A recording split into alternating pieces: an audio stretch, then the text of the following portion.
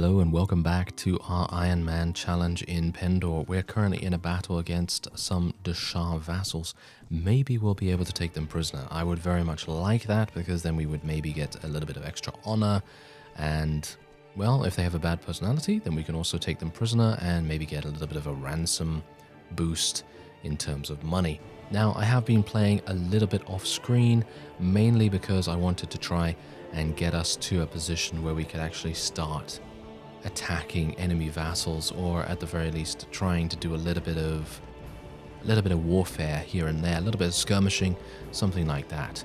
And basically what has happened is I have made enough money to expand the garrison in our hidden base, placed a couple more units in there that I've rescued from various bandit bands and, you know, things like that. Not really taking on anyone that is too powerful or anything like that, because of course any interesting battles I would want to show on screen. Otherwise, I've spent my Qualis gem. I spent the Qualis gem at Phineas. I found a traveler and asked where Phineas was, and he was at Yaviksholm, and so I spoke to him, and I spec'd another point in intelligence now. I'm starting to spec into intelligence because, of course, when you use a Qualis gem to drink an elixir of Archon, you are not raising your intelligence at all, because all it raises is strength, agility, and charisma. And so what I'm doing is I'm speccing into intelligence to gain an additional skill point, and then spending that skill point in Iron Flash and other things like power draw, shield, and things like that. I'll show you my character screen after this battle. Hopefully I won't get killed, because the Deshar are actually pretty good at what they do. And I would like to try and avoid an unnecessary death if at all possible. That would be nice. But yeah, this is going to be a bit difficult for me because I haven't really fought these guys before. So it's going to be a bit tricky in many ways. In many ways. And that's the thing, we're doing damage, you know? You can see that we're quite easily doing damage, but the damage that we're doing is just not enough to really give us any kills or any knockouts. And that's kind of a shame, because being able to take some of these guys prisoner would be a massive boost to our cash. But, well, as I say, the cash is not really a worry of mine at the moment. We're going to be staying a mercenary for a considerable amount of time, and then we'll do something about that when we have enough cash, or enough cash flow, shall we say, because of course as time goes on and we get higher and higher tier units, you're going to want a big nest egg of cash, because if you don't have that, you're going to run out of it and then you're going to be stuck. And then all your high tier guys are going to be leaving and it's going to be absolutely terrible. So hopefully we can make that work quite nicely. Anyway, as you can see right here, they might escape. No. Okay, I yield, stop, I yield. Is that a good personality or is that a bad personality? I think I'm just going to let him go and we'll see. Nope, good personality. It seems like a good personality to me. All right, so we did get a Death Saber right there. Yeah, by the way, my Morning Star was repaired by the blacksmith, and as you can see, it's no longer chipped, and we have a little bit of extra damage as a result of that. And I don't think anything else has changed. I think I have exactly the same stuff that I had in the previous episode as well. And we'll just take that. There we go. All right. So, yeah. Oh, yeah. By the way, we have a new companion. We have actually a couple of new companions, and I'll be showing you them as well. Now, Julia, of course, really likes Lethal Duran, which is really great. As you can see, she likes him. And I also have Lethal Duran. He's over here. So, he, as far as I'm aware, he also likes her. So that is really cool. And I did get Sorain back from Lord Fouchier as well. I actually joined Lord Fouchier in attacking some Noldor, and I captured 4 of them, and then I released them. And it was just auto-resolve. I wasn't going in and risking a potential death against the Noldor this early on. So, yeah, you didn't miss anything.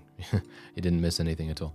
I'm going to level up Alyssa's Iron Flesh. Actually, wait a minute. She's got some really good throwing skill. Wow, crazy throwing skill. Should probably get her some more horse archery, because she is going to be using a horse, and her throwing skill is amazing. So That's going to go really, really well for her. As you can see, I've given her a two-handed axe, but I think I'm going to give her a one-handed saber now. And these spears that she's using are so damaging. They're going to be really good for her. All right, so she's cavalry already, so horse archery is really good for her at this point.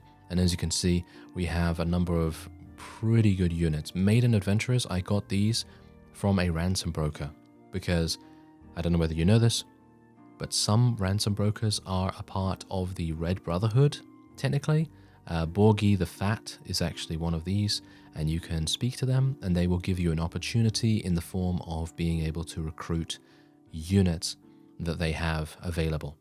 And I was able to get two of these. I was able to get two of these Maiden Adventurers from that, which is actually really cool, because eventually these Maiden Cavalry will level up into Maiden Adventurers, and Adventurers, especially Maidens as well as the regular ones, are amazing. They're really good. And you can see that my weekly cost is kind of skyrocketed at the moment, but that is to be expected. All right, so they're going to go in here against this guy. I'm actually going to go and move in and help, and we're just going to do an auto resolve because I don't really want to go into the fight against such a small enemy. And this guy is bad-tempered, as you can see. So I'm actually going to be taking him prisoner this time around. And yeah, this is just pointless. The loot is just pointless. And yeah, but the prisoners, we actually got a decent amount of prisoners right here. So that's pretty cool. As you can see, there we go. We took all of those.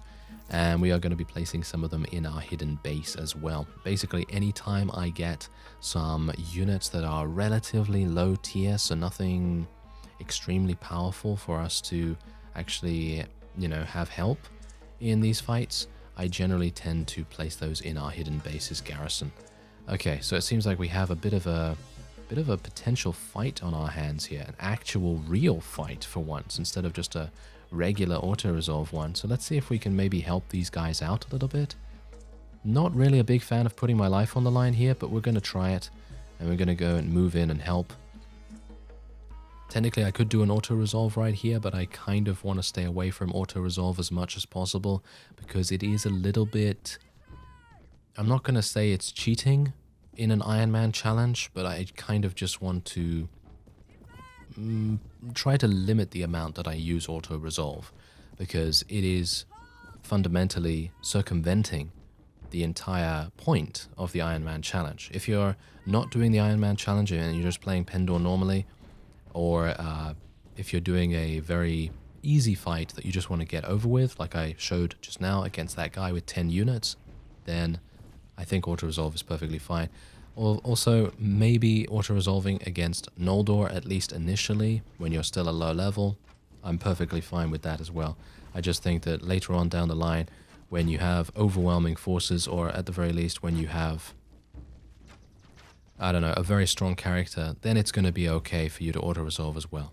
But I think auto-resolving in this kind of situation where you could potentially still die, maybe that's not the best idea, just to keep the spirit of the challenge alive as much as possible. We don't want to have ourselves basically be like, okay, so to avoid my death here, I'm just going to auto-resolve and potentially have a loss on my hands, that kind of thing. So gonna just try and be as careful as possible with my use of auto-resolve, and it is kind of fundamental.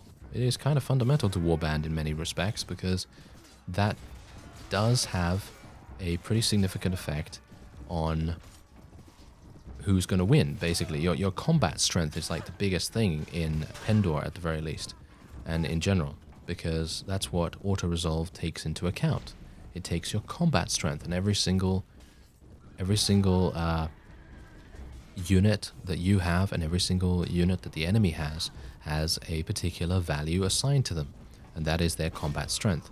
And this combat strength will then add up to your total combat strength, and whoever has the most will win in an auto-resolve battle. I know a lot of people say that numbers are the main thing when it comes to auto-resolve, but that's actually not the case. It is actually your combat strength overall that is the thing that matters.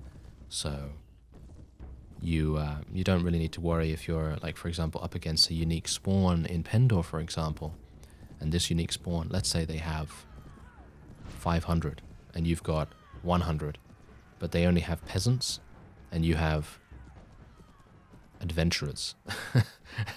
And you have adventurers, yeah. We're gonna go full on right there. But yeah, anyway, let's say they have that. You're going to be able to win in auto-resolve very, very easily because your combat strength is so much more than these 500 peasants. So that's just something to think about. Otherwise, there you go. We were able to achieve victory. We've increased our relation with these guys. And the fellow did manage to escape, which is kind of unfortunate, but that's just how it goes. All right. So this is exactly what I mean. Look at this. We get all of these. Now, I am going to be letting go some of these Deshar bandits, the highwayman, the Deshar outlaw chieftain, and I think I'll probably, I don't even know what to take now. I guess I'll just manually take a couple of people here just to make sure I get the best possible units. I might actually be able to take all of them, to be honest. I might have enough space for all of them, which would be pretty fantastic. I think I might. Yeah, not bad, not bad. There you go. All right. So that is fantastic. Yeah, so of course, as you can no doubt tell, we are still at war against the Deshar, which is perfectly fine. And I'm probably going to go over to Sarlian now because there is a quest in the form of the Barding Quest. And the old capital of Pendor is Sarlian. And we have a person that we could potentially speak to about that, but I have done a bit of research about this quest, and it was added in 3.9.4, so I've never done this quest before. But basically, you go and you speak to this horse merchant guy, and he basically tells you that you need a medium pouch of diamonds. And this medium pouch will then allow him to do something or other, and that will give you access to some extremely powerful mounts. Yeah, so when you speak to this guy, he's going to say, yeah, I can definitely do this for you. Ah, there he is. All right, hello. Do you know something about old or ancient horses' breeds? Ah, I can talk all day long about ancient horse breeds, as there were so many of them. To be more specific, I am looking for some information about horses used by the old Pendor monarchy. Then there is only one kind of horse that I can think of. Pendor royal steeds. What a magnificent animal it was, which were almost wiped out by the Red Plague. Almost wiped out? Does that mean that they somehow survived to this day? Yes, but only in Sarlian due to the pedigree being passed down since King Alfred. While not the same steeds as a few hundred years ago, they are linked in common traits and have identical physicality. I own 3 of these very few ancestors of the horse that survived the Red Plague myself. I would like to buy it. I am afraid that this horse is not for sale. My family bred horses for generations, and we are very proud that we were able to preserve these royal steeds. But I have other good horses, if you are interested. I can buy good horses in the other places as well, but they won't fit the old armor. Wait, are you saying you found the old kingdom of Pendor royal barding? It is a bit tarnished now, but it still looks quite royal to me. Oh, I would give you almost anything to see my horse in this armor before I die. I will exchange one of my steeds for a medium pouch of diamonds. I will bring you diamonds then. Alright, so basically what we can do now with this quest is, it's a very, very rare Pendor royal steed, and the merchant asks for a medium pouch of diamonds in exchange. So to get a medium pouch of diamonds, what you need to do is you need to get 10 or more relation with a town, and then you can speak to the guild master, and then you can buy the medium pouch from him. You can also do this if you are going to be wanting to buy a large pouch of diamonds. You can actually buy a large pouch of diamonds. It is going to be an extremely expensive thing to do, because did you know that we did get the small pouch of diamonds? You see it in my inventory anywhere? No, it's not here. You know why? It's because I sold it to a guild master. And you know how much he gave me? Almost 10,000 dinars from that, which I got to say is kind of amazing.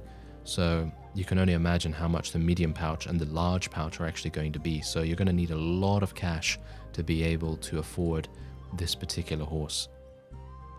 So very interesting. Very, very interesting indeed. And otherwise, what are we going to do here? Well, we're just going to place a bunch of people in here. Need to... Oh, yeah. Huntress is... they're pretty good. The crossbowmen are pretty good too. Shadow hunters. Wow, these guys are all really good. And I want to kind of level them up. It's a hassle. It's a hassle, really, because I don't really know what I should put in the garrison here. Oh well, never mind. Okay, I guess we'll just leave it the way it is. Let's go over to Laria, actually, because I might want to do battle with a little bit of... a couple of Noldor, maybe? Maybe try and take a couple of them prisoners so we can increase our relation with them. Get some more honor, because this is my honor at the moment, 16. I actually thought I'd gotten a lot more than that. Ugh. Okay. Yes, honor is kind of difficult to get, apparently. At least for me, at the moment. So let's see. Oh, hello. Yes. Look at that. Okay, so we have another Red Brotherhood hideout. That is actually kind of insane.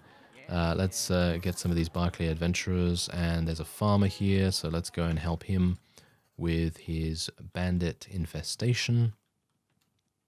And there is the that's kind of hilarious. Okay, so there's the treasure map location. We could go in. We could go in and see what's happening.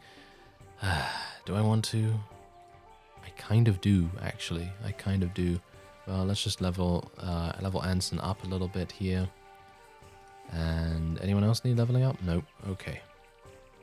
Well, let's take care of the bandits here first. There's only 30 robbers. Robbers are super easy to kill. So we'll do the robbers first, and then we'll go into the Red Brotherhood hideout, because we could always use additional loot. It is going to be quite... I think quite tricky, because, well, as we've seen in episode 7, we were having some difficulties clearing the Red Brotherhood hideout, and I almost got very close to dying. And I think that's probably the closest I'm ever going to get without actually succumbing to death. Because I was at, like, what, 1 HP or something? It's just insane. So, yeah. It was amazing that I was able to even survive that, to be honest. Alright, let's do some damage here. Maybe I can do some damage here, maybe? You know, I mean, me saying let's do some damage, it would be nice if I could actually do it. Oh well, never mind. Lethal Durin is proving himself to be an absolutely fantastic companion, as always. He really is very good, and we are going to need him. We are going to need him for our custom knighthood order. That is one of the primary reasons why I have him in our army, because he is going to be one of the primary trainers for our knights, because they're going to want to use bows, and we want him to train them in bows and try and make them as powerful as he is, I guess. So there you go, we did that. And do I want to go in here? I do want to go in here. I really do want to go in here. Oh, hello. He's getting chased like no one's business. Don't come towards me. Why are you coming towards me, you imbecile? Okay, so now they're charging me. I'm thankfully faster than they are, but he almost got me caught. He almost got me caught right there. That was not very nice of him. Oh well, never mind. Let's buy a little bit of extra stuff for our morale, and let's just wait here for some time just to... Oh, hello. Wait a minute. Okay, so this is pretty fantastic. I think we're probably going to go in here and just do some auto-resolve. Yeah, I think we're going to just do auto-resolve right quick. There we go. Let's go and rush to the aid. And, okay, we're going to lose a bunch, but they're going to lose a bit more. There we go. I don't really mind losing people. Oh, yes. We are knocking them unconscious really nicely right here. Oh, yes. There are so many. Okay, wait a minute. This is going to be good. This is going to be one of the best times that we've had so far, taking some of these Noldor prisoner. You'll see exactly what I mean in just a second. Look at this. We're also going to get this warhorse, which I think I might want to keep. So I'll swap out the saddle horse and sell that, I suppose. And look at this. Oh, yeah. This is exactly what we want. Fantastic. Look at that. That's really nice. So now what we can do is we can either sell them to a ransom broker for a very significant sum, or I can just speak to them and be like, okay, it's time for you all to go away. And look at that. We gain 7 renown, honor, a massive amount of relation as well. And how much do we have now? 19? We really only get 3 honor for letting them go, or what? Or two. Maybe I should release them singularly. Yeah, I should probably release them singularly. That would actually make more sense, perhaps. Oh well, never mind. I guess it's alright. Okay, so Julia needs to level up, and she is going to be a crossbow user. We're going to try and make her into one of the best crossbow users in the world. So we're going to level up her weapon master skill, and we'll give her some more crossbow proficiency. And otherwise, can I... Oh, she actually has 13 strength. Oh, that's cool. Okay, so I'm going to take away the spear, and we'll just give her a two-handed axe. There we go. All right, so I am ready. I'm at 92%. I'm going to just wait a little bit longer. I want to be at pretty much maximum HP, if at all possible. There's some Jatu. Ooh, hello. Okay, wait a minute. I am going to attack these Jatu. Let's do this. Let's save the farmers as well. There we are. Okay, so I'm not going to auto-resolve this one, even though I could very, very, very easily die from these guys. But we're going to be cautious here, and we're just going to try and take some of them prisoner. And we are going to rescue the Noldor as well. This is going to be very important for us. I hope we'll be able to do it. Very much so, actually. Come on, take him out. Take him out. Oh, there we go. We knocked him unconscious. Fantastic. Oh, we knocked that guy unconscious too. Oh, that's even better. Okay. And where's the battle rider? Oh no, I think the battle rider is already unconscious, so we're probably not going to get to take him prisoner, but that's okay. I don't really mind about that. Let's tell our infantry to charge in now, even though the Jatu are so incredibly mobile, it basically makes no sense, because the infantry are just going to have they're just going to run rings around the infantry, basically. Oh, Serene. Nice damage. Good work. Good work, Serene. Very nice indeed. Okay, so there you go. We were able to do it. 2 prisoners, and we get a little bit of relation there. And we are able to get a helm. Actually, you know what I'm going to do? I have customized our companions a little bit. So they upgrade their armor, but they're not going to be upgrading their weapons, because I would prefer to choose what kind of weapons they use, as that does make them either completely useless or extremely effective. So going to try and be a bit careful about that. Otherwise, let's take a couple more of these guys. There we go. And I was actually hoping that I would not be able to rescue the Noldor, but I wanted to be able to kind of rescue them, but then let them go. I didn't really want to use them. Oh well, never mind. I guess that's okay. Okay, so Serene did level up, so we should probably level him up into probably strength. Get him some more iron flesh.